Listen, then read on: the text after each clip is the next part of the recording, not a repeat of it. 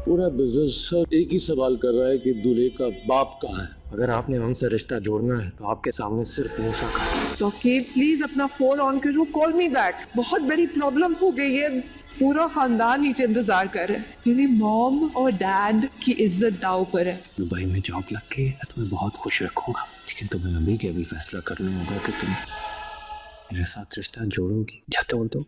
खुश आमदीद करते हैं आपको हमारे चैनल एफएफ ड्रामा टीवी में। आज का आने वाला एपिसोड होने वाला है बहुत ही धमाकेदार। आने वाले एपिसोड में हम लोग देखने जा रहे हैं कि मूसा की शादी होगी तो तकीर शादी पर मौजूद नहीं होगा, जिस पर रिश्तेदार नासिर से पूछते हैं कि आखिर दूल्हे का बाप किधर है। तो नासिर भी रेहाम और मूसा से पूछने लग जाता है कि आखिरकार इतनी देर हो गई, अभी तक आपका बाप टीटी क्यों नहीं आया। तो रेहाम उसे बताएगी कि अभी तक वो ऑफिस में मौजूद हैं, मैंने कॉल की है, अभी आ जाते हैं।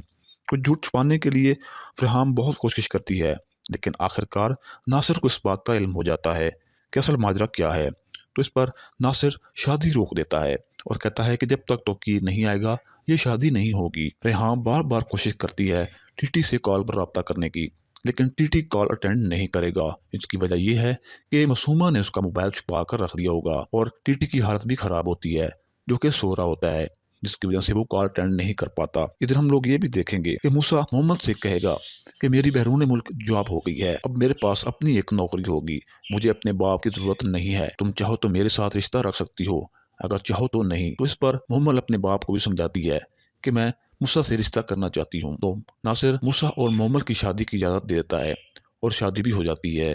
तो ये सब कुछ आप अगले एपिसोड में देखेंगे।